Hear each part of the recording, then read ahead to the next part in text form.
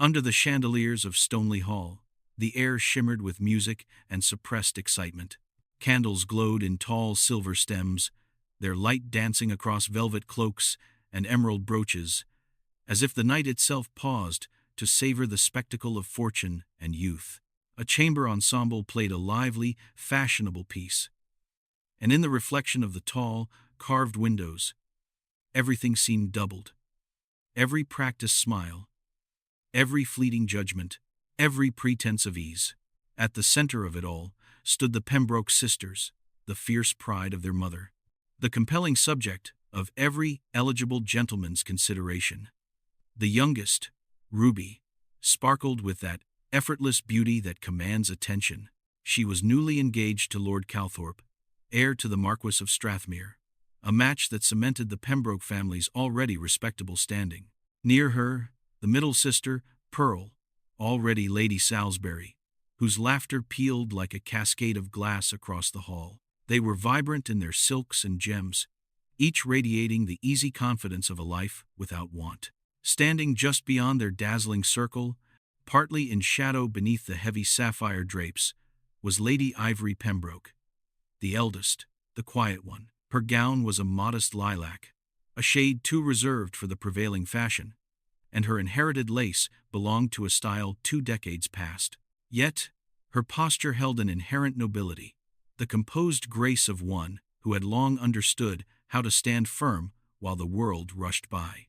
She offered a polite smile when addressed and bowed when necessary, never flinching when she caught the snippets of conversation. "She must be approaching 30, murmured a voice behind a feathered fan. "Too principled to remarry after being left at the altar," another replied. "Poor dear, one wonders if she still reads the letters." Ivory heard them. She always did, though her calm expression never wavered.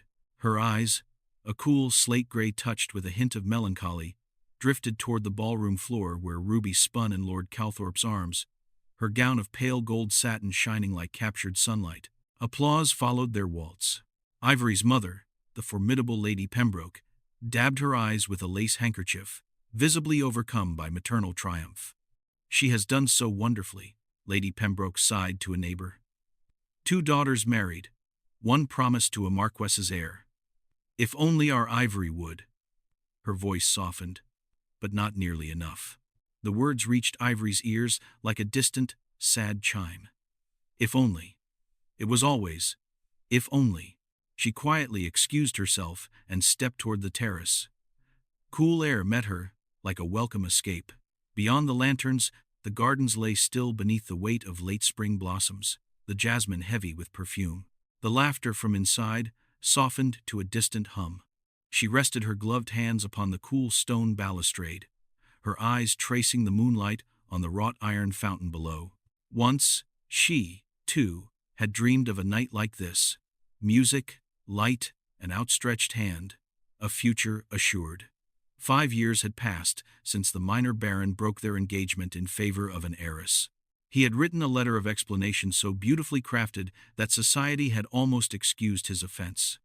Ivory, being a woman, was granted no such clemency. In the years since, invitations had become rarer, suitors cautious, and friends politely remote. She had learned to inhabit her reserve, allowing her dignity to become her sole defense. Lady Ivory. The voice was low, resonant, neither presumptuous nor familiar. She turned, startled, and found herself face to face with a man she did not recognize. He was tall, his bearing carrying the quiet, innate authority that signifies true rank. His features were compelling, not for their conventional beauty, but for their intensity.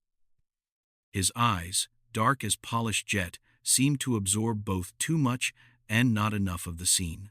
"I beg your pardon," she said, dipping her head slightly. "You have the advantage of me." He inclined his head. "Blackthorne. Greggory Blackthorne, Duke of Blackthorne." The name dropped into the night air like a lead weight into still water. Even Ivory, who consciously avoided the currents of society gossip, knew it. The Duke of Blackthorne, the wealthiest landowner in the county, a reputed recluse, a man whose favor could elevate a family and whose indifference could ruin one. "I had not anticipated seeing your grace in Hampshire," she said, steadying her voice despite the shock. I rarely attend such gatherings, he replied, but I was informed tonight might be worth the journey. His gaze flicked toward the ballroom. They did not exaggerate. Your sisters are much celebrated. There was no malice in his tone, yet something about it made her posture straighten instinctively. They are happy, she said simply. He studied her for a moment. And you, Lady Ivory, are you happy? The question struck her like an off-key note. It is not a sentiment one often discusses in company. Your Grace. Then it is fortunate we are not in company, he murmured. Before she could form a reply, a sudden burst of delighted laughter carried from inside. Her mother's voice, ringing with triumph, called her name. Ivory! Come, child! The Duke of Blackthorne wishes to dance with Ruby. The words hung in the air between them, sharp and embarrassing. He raised an eyebrow, faint amusement glinting in his dark eyes. How peculiar, he said softly. I was under the impression the Duke had already made his own choice, and before she could comprehend his meaning, he extended his hand. Lady Ivory, may I have this dance? She hesitated. Inside, she could already sense the shift. The heads turning, the fans pausing, the whispers beginning to gather. A man of his position asking her, the family's afterthought, the unchosen one, would ignite the room. But there was something in his gaze that held no mockery, no pity, only a quiet, firm insistence that seemed to bypass the careful walls she had spent years constructing. Slowly, she placed her hand in his. The orchestra faltered as they stepped onto the polished floor. The dancing couples parted, unsure whether to stare openly or feign indifference. Lady Pembroke's triumphant smile froze instantly. Ruby's light laughter ceased. And the Duke of Blackthorne, England's most elusive bachelor, began to waltz with the eldest Pembroke daughter. The movement was slow, deliberate, his hand at her waist, a steady weight through the silk, his steps precise. Ivory, unpracticed in such profound attention, moved cautiously, her heart fluttering like a captive bird. You do not smile, he observed after a moment. I have forgotten how, she replied. Then remember with me, he said. Something inside her gave a slight tremor, though she managed to answer. Your Grace overestimates his powers. Perhaps, he said, but I have been accused of greater sins. A faint laugh escaped her, the first she had allowed herself in years. The music carried them through another turn. Around them, the hall seemed hushed, the candlelight deepening to gold. For an instant, she forgot the eyes watching, forgot the years of disappointment pressing upon her shoulders. She saw only the clean line of his jaw, the patient resolve in his eyes. When the music concluded, the silence that followed was more dramatic than any applause. He released her hand but did not bow immediately. Instead, he said softly enough for only her to hear, I thank you for your courage, Lady Ivory. It is a rare companion. And with that, he left the floor, leaving behind a ballroom that could not decide whether to gasp or to applaud. The moment shattered. Lady Pembroke hurried forward, her face a mask of polite horror. Ivory, what have you done? You have mortified your sister before the whole county. I accepted an invitation to dance, Ivory said quietly. With him? Do you know what people will think? The Duke never dances. You have made yourself the subject of talk, again. Then let them talk, she murmured, but the words faltered on the edge of her resolve. She fled once more to the terrace, her breath quickening. The music swelling behind her like a relentless tide. She could no longer swim against it. The garden stretched pale beneath the moon, and from within she could still feel his presence. Inside, the gossip already spread like wildfire. The Duke danced with her? With the eldest? Impossible. No one dances with Lady Ivory. Perhaps he pities her. Or perhaps... The sentence never finished, for speculation requires silence, and silence is rare where envy finds its tongue.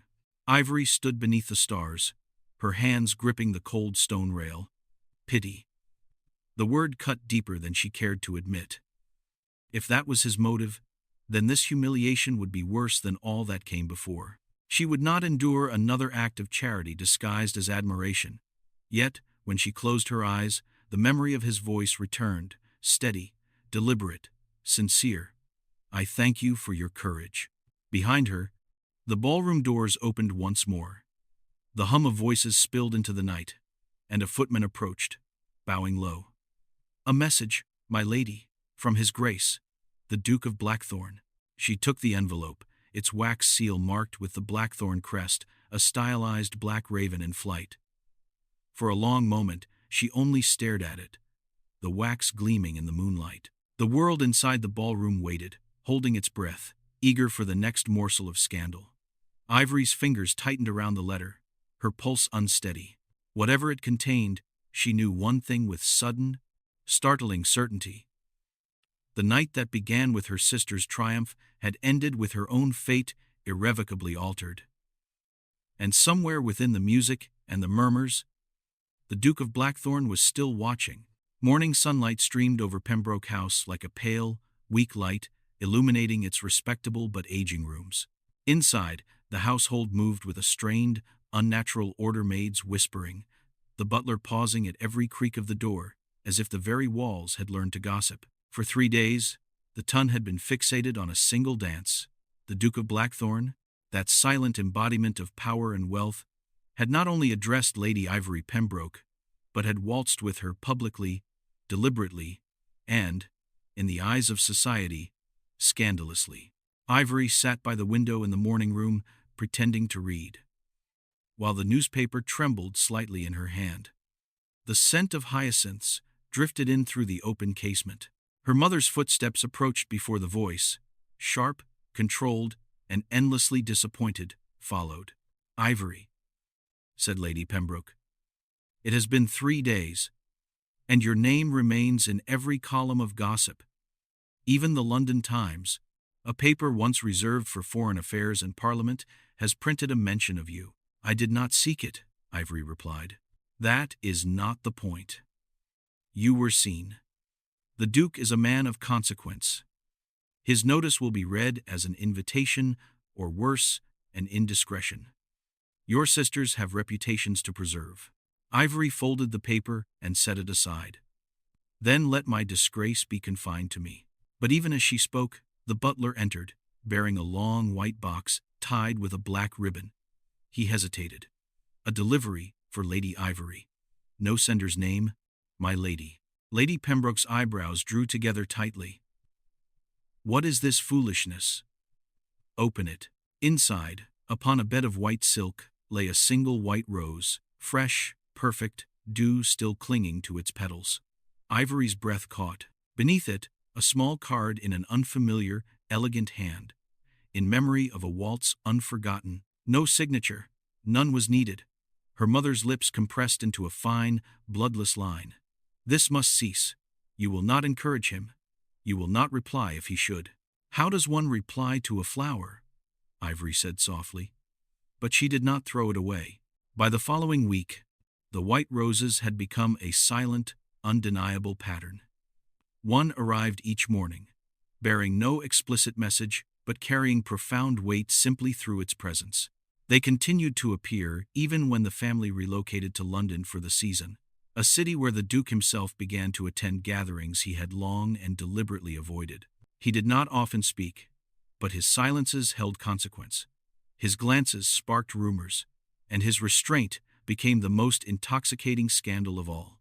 At Lady Brigham's soirée, he entered the drawing-room with the unhurried composure of a man accustomed to being the axis around which society turned. Conversation faltered as he crossed the floor. Ivory, seated beside her sister, Pearl, felt the shift in the air before she saw him. He bowed with perfect, formal grace. "Lady Ivory." Her fan trembled once, then stilled. "Your Grace, I believe this volume belongs to you."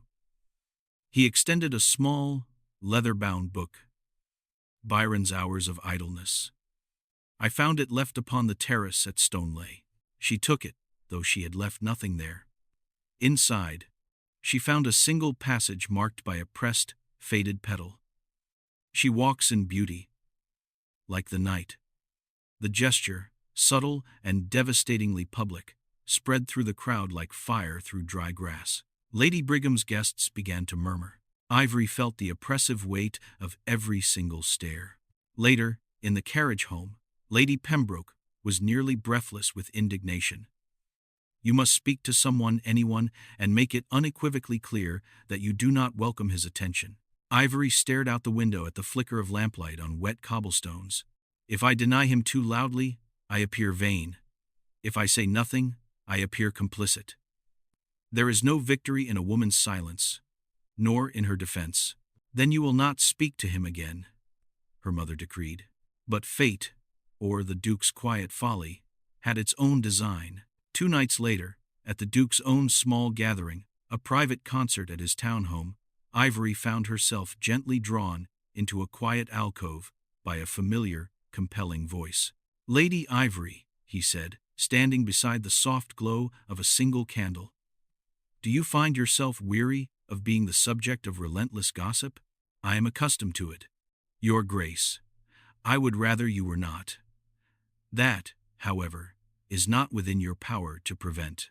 He studied her in silence, then said quietly, "Tell me truly, do my attentions offend you?" She hesitated, feeling the conflicting pull of honesty and caution. "They unnerve me. I cannot tell if they are sincere." He stepped closer, the candlelight highlighting the sharp, controlled edge of his jaw. "Sincerity is a luxury I have long been accused of lacking. Yet, when I dance, I do not feign it. When I send a rose, it is not to mock. When I look upon you, Lady Ivory, the world believes you to be unfeeling. Then let the world believe what it will." Their eyes met, steady, unflinching. For a suspended moment, time itself seemed to stop. The murmur of violins faded, and the air trembled with the truth neither dared to speak aloud. Then, Pearl's voice cut through the hush, calling her name. The moment shattered. Ivory turned to leave, but he caught her hand not roughly, only enough to halt her.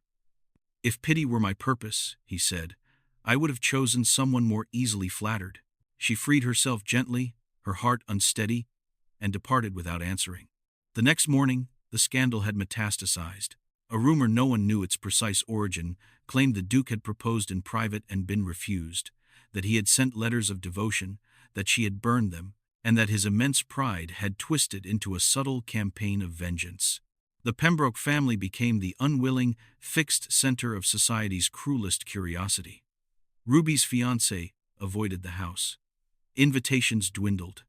Ivory's mother wept openly at the breakfast table. "You have ruined us," she sobbed. "Even silence becomes sin in your hands." Ivory bore it quietly.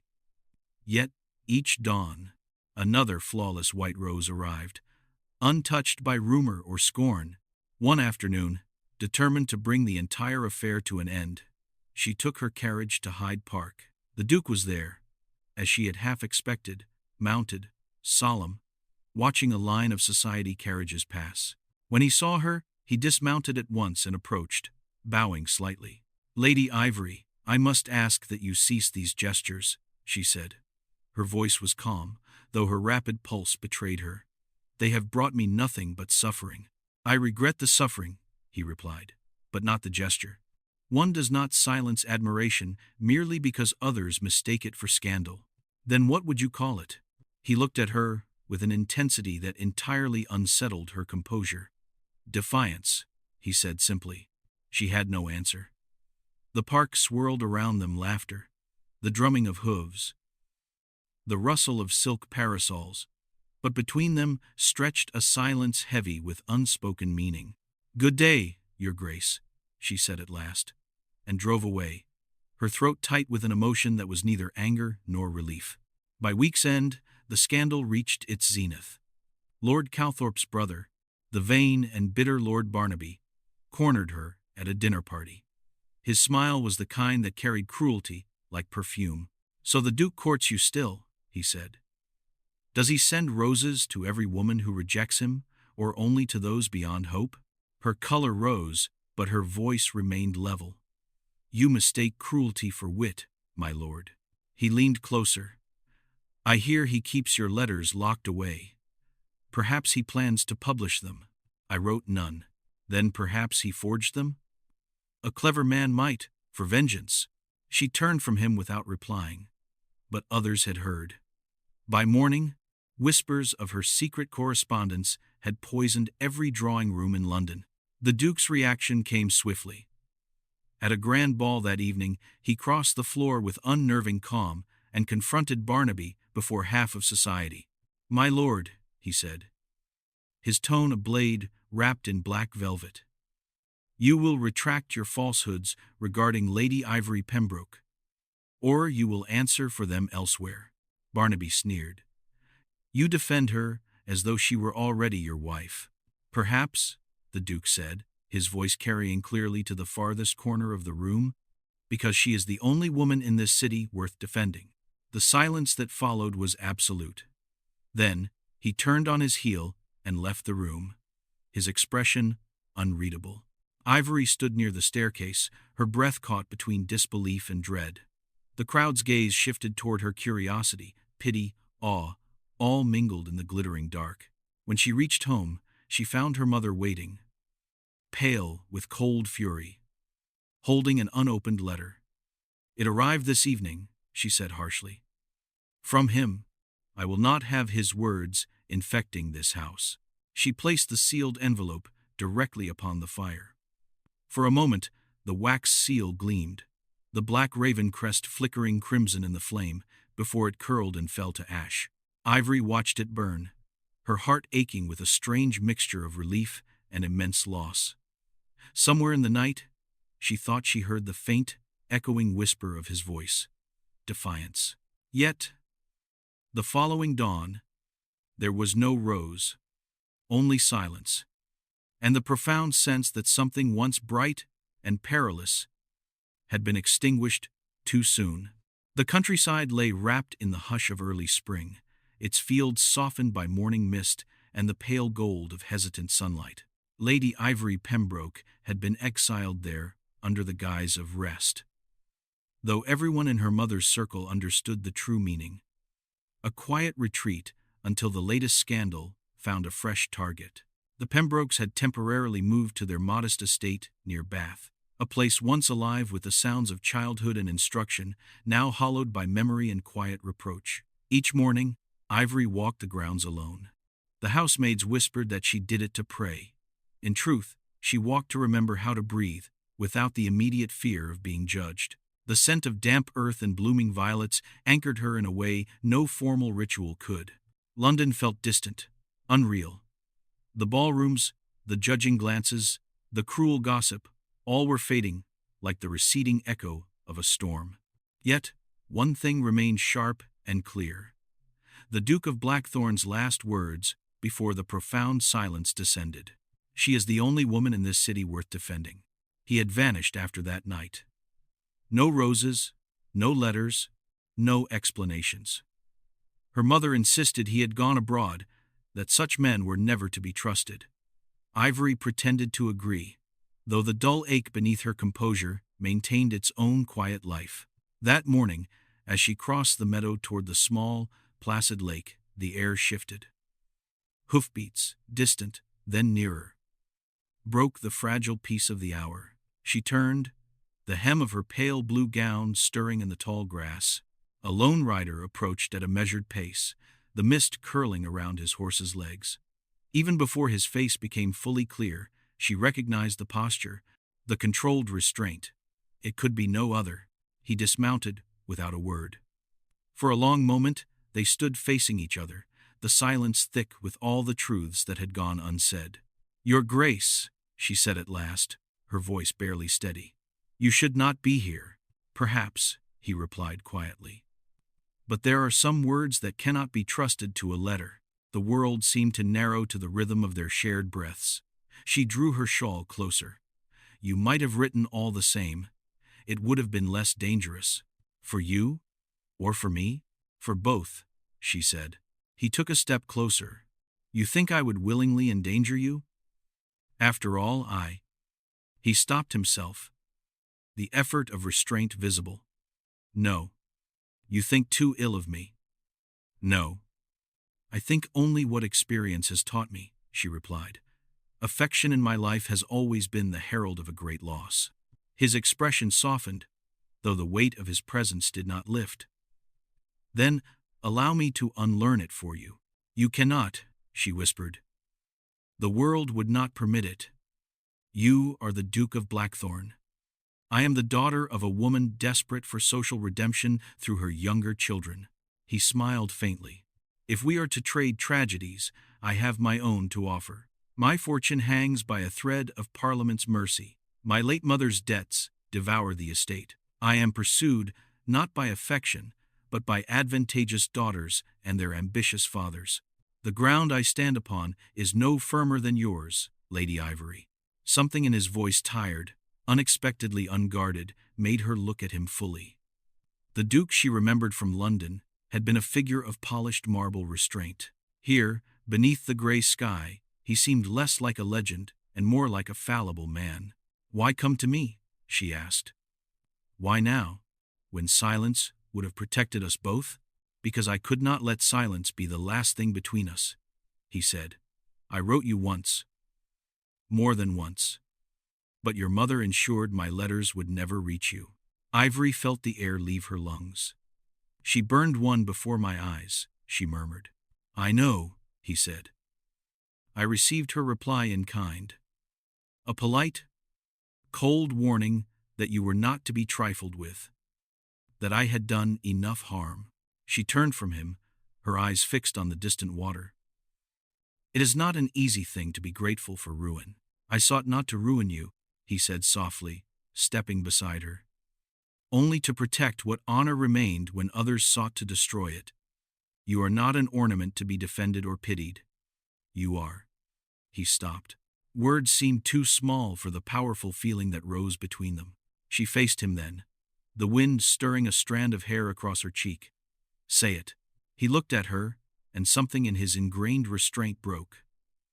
You are the first woman who ever made me wish I were a lesser man. One free to love without consequence. The confession fell between them like thunder muffled by rain. She turned away, her heart a wild, ungovernable thing. You should not have said that. Would you rather I lied? I would rather you were kind. He exhaled a sound, half laughter, half despair. Kindness has never served me well. Honesty less so. But there is truth between us now. Whether we choose to name it or not. For a long moment, they stood in silence. The soft hiss of the wind through the reeds filling the distance. I do not know what to do with truth, she said finally. It changes nothing. It changes everything, he answered. Because now I cannot pretend indifference, and neither can you. She longed to deny it, to preserve the fragile barrier between them. But the look in his eyes disarmed her, an ache that mirrored her own. Do you think I am brave? She asked quietly. I think you are the bravest person I know, he said. Then know this, she said, her voice trembling despite her composure. I am terrified. Every kindness from you feels like a precipice. Every word, a promise I dare not trust. I have lived too long beneath pity's shadow to mistake affection for safety. He moved closer, though he did not touch her. Then let me offer you neither pity nor safety. Let me offer you choice. Her breath caught. Choice. If you wish it, he said. I will leave this place and never trouble your peace again. But if you tell me to stay, I will not retreat from what I feel, though it costs me fortune, name, even comfort. You deserve to be chosen, Ivory, not pitied, chosen. The word lingered like a profound vow. She could not meet his gaze. Every instinct taught her to guard her heart. Yet, a part of her longed, almost painfully, to believe him. The wind shifted again, carrying the faint scent of lilac from the nearby garden. If I were wise, she murmured, I would send you away. He waited, still as the ancient stones of the earth. She looked at him then, her eyes bright with unshed tears. But wisdom has made my life small, and I am tired of smallness. For a single, electric moment, The distance between them closed his hand, rising, hers trembling toward his, but their touch did not meet. The tension held, sacred. Then she drew back. "No," she said softly. "Not yet." He bowed his head, not in defeat, but in quiet acceptance. "Then I will wait." They walked together along the water's edge until the shadows began to lengthen. When they reached the old willow by the lake, he turned to her once more. "If I do not see you again," he said, "remember this. My silence does not mean I have forgotten. It means I have chosen to protect you. For myself." "Do not," she whispered. "Do not make absence another kindness." He smiled sadly, beautifully. "Then I will send you the truth instead." He mounted his horse, and before she could ask what he meant, he was gone. The sound of hooves fading into the damp distance. That night, Ivory found herself at her writing desk, the moonlight silvering the paper before her. She dipped her pen in ink and wrote the words that trembled inside her chest.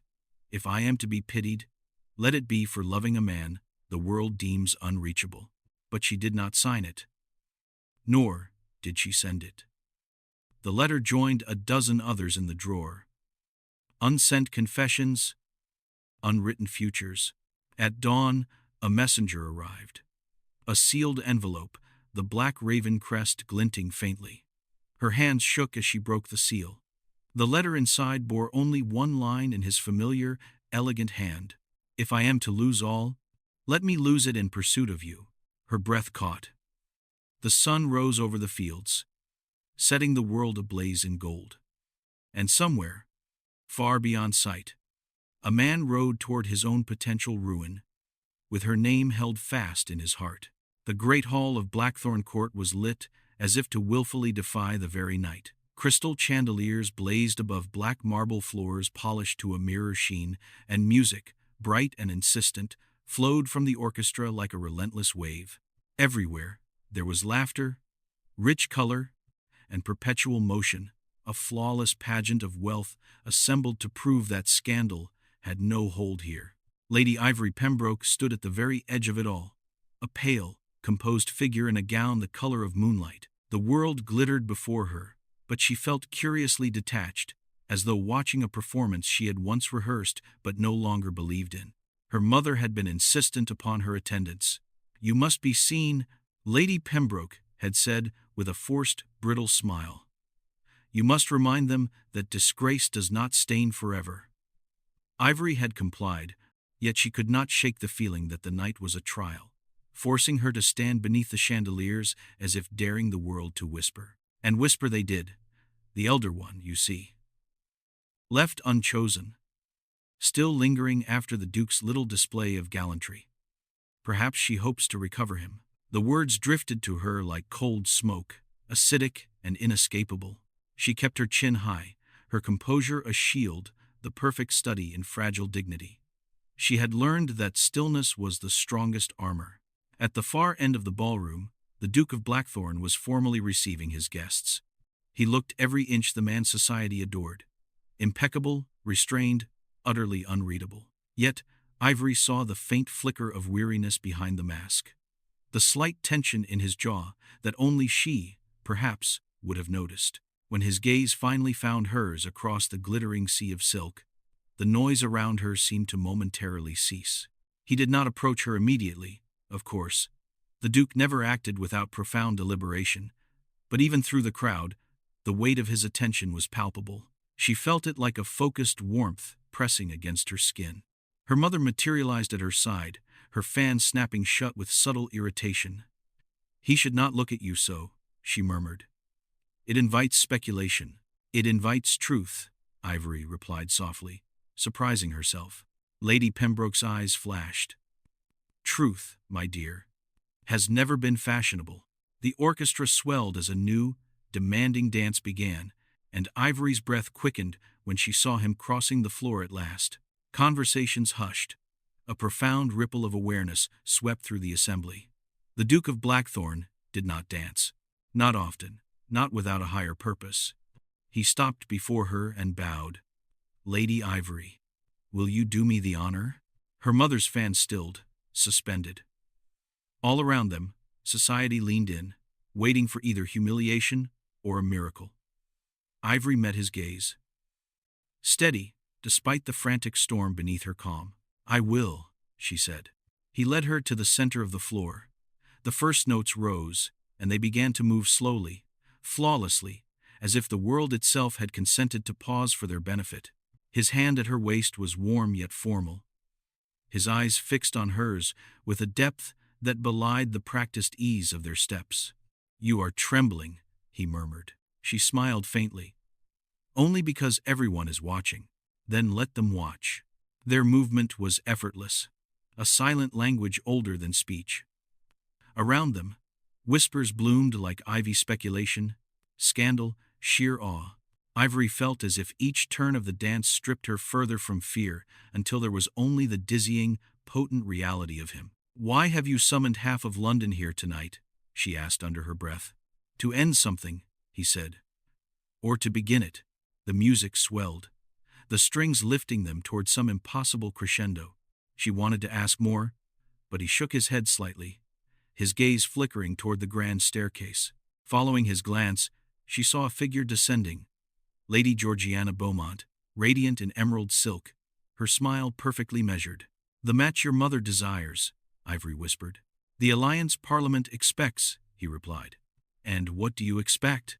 He looked at her then, utterly still amidst the music and movement.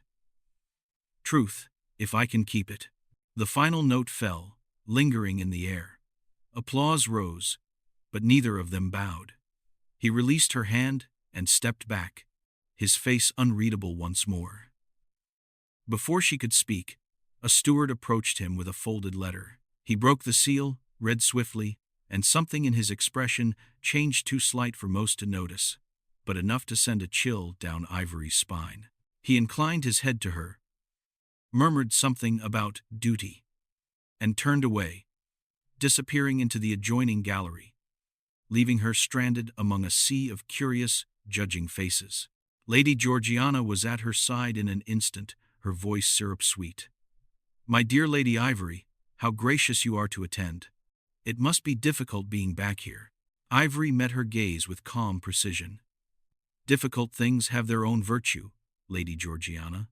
They reveal what remains when pretense fades." Georgiana's smile flickered, but she recovered quickly. "I hear His Grace has been most attentive to your family's welfare. You must be very grateful."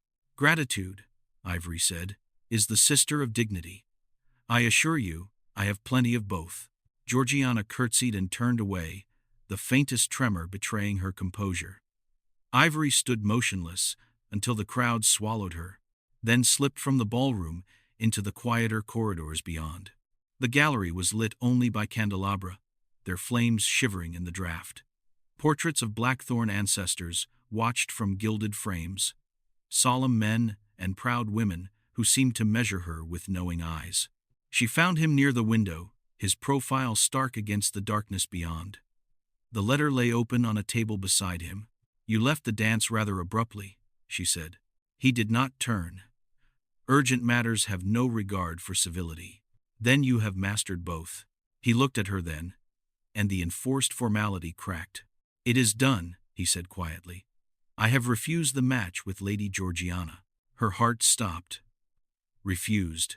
She will recover her pride. Her family will recover their fortune elsewhere.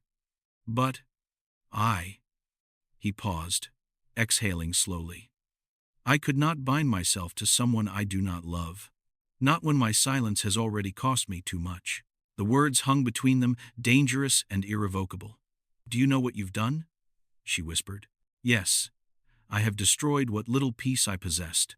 She stepped closer, her voice trembling. "And for what? For pity? For some misguided sense of honor?" "For you," he said simply. The raw, unguarded quality in his tone shattered her remaining composure. "You are a fool," she murmured. "Undoubtedly. I do not want your ruin. Then take it from me, and make it mean something." Her hand went to her throat, the air too thick to breathe. "Do you think love will shield us from what comes next? That the world will forgive us Because our hearts are true? No, he said. But the world has never known what truth costs until it sees us pay it. The candlelight trembled between them. He reached out, not touching her, waiting. Slowly, she placed her hand in his. The warmth of it felt both like surrender and profound defiance. I once thought choice was a luxury, she said. Now, I see it as a punishment. Then let us be punished together. Outside, thunder murmured, a distant storm approaching rapidly. She looked toward the window, the reflection of their joined hands flickering in the glass. What will you tell them? The truth, he said. That I am to marry the woman I ruined. She flinched. Do not say it like that. How else? He asked. It is the language they understand. Her eyes glistened with tears she refused to shed. He smiled faintly, tenderly. Then I shall remain what I have always been. A man chasing a ghost he was never meant to touch. The silence that followed was immense. The thunder drew nearer, echoing through the stone corridors like a massive, beating heart. At last, she said, Then let them call it scandal. I am tired of being blameless. He closed his hand around hers, firm, steady. The storm broke. Rain struck the windows in wild, sudden applause. In the ballroom, the music began again, frantic and bright, as though attempting to drown out the truth unraveling in the house above. Ivory turned toward the sound, the faintest smile ghosting her lips. It seems the world is dancing still. He stepped beside her. Then let us give them something new to talk about. They walked back toward the light together, their hands still entwined. The doors opened, and conversation faltered. Every eye turned toward them. Ivory felt the tremor of fear, then the surge of something infinitely freer. The Duke's voice cut through the hush, calm and clear. My friends, he said, permit me to introduce the future Duchess of Blackthorne. The silence that followed was absolute, stunned, electric, alive. Ivory met his gaze, and for once, she did not look away. Somewhere beyond the storm's roar, a clock told midnight, the hour of endings and of beginnings. The world woke to the scandal. By dawn, carriages rattled through Mayfair, carrying letters inked in disbelief. The Duke of Blackthorne, England's most powerful, most desired, most unassailable man, had declared his intention to marry Lady Ivory Pembroke, the eldest, the forgotten, the one they had all pitied and dismissed. Every drawing-room hummed with a mixture of outrage and fascination. It was widely asserted that the Duchess-to-be had bewitched him, that she had entrapped him through quiet cunning, that she had no dowry, no youth, no beauty left to wield only the strange, devastating gravity of her long-suffered dignity. Ivory read none of it. She spent that morning at her window, her hands resting upon the sill, watching the rain settle over London like a thin gray veil. Her mother had refused to speak since the ball. The Pembroke house, usually buzzing with petty gossip and minor triumphs, had fallen into the brittle silence of disgrace. Yet, Ivory felt a profound calm she had never known, as though something long bound within her had at last unclasped. When the Duke's carriage arrived, black and unadorned, she met him at the door herself. He looked as though he had not slept, his expression grave, his hair damp from the storm. But when he saw her, some of that exhaustion gentled into reverence. Are you certain? She asked before he could speak. Not in the least, he said. And yet, I am more certain than ever. She smiled faintly. A contradiction worthy of you, your grace. Of us, my lady. Her mother appeared at the landing, her face pale, her lips trembling between wounded pride and fury. Ivory, think what you do. A union built on scandal cannot last. His estates are ruined. His title may soon follow. You will not survive the ridicule. Ivory turned, her voice calm and precise. Mother, I have survived ridicule all my life. I have nothing left to lose but my fear. Lady Pembroke sank against the banister, speechless. Ivory took the Duke's hand and, without further farewell, stepped into the carriage that would carry her away from the ashes of her former life. They did not ride to a cathedral or an ancestral estate, but to a small, old, and half-forgotten chapel by the sea. The storm had followed them from London, the wind lashing the coast with cold salt and raw fury. Within the chapel, candles burned in defiance of the tempest, their flames bowing but unbroken. The vicar, a friend of the Duke's late father, received them without question, only offering a quiet, knowing smile. As they stood before the altar, Ivory felt the profound strangeness of it all. No audience, no silk procession, no orchestra to sanctify the moment. Only the thunder's rhythm and the bracing scent of the sea. When the Duke took her hand, his fingers trembled not from hesitation, but from the sheer immensity of a feeling that words could not contain. "Do you regret it?" she whispered. "Only that I did not find you sooner," he murmured. The vows were spoken softly, like secrets exchanged in a confidence with God.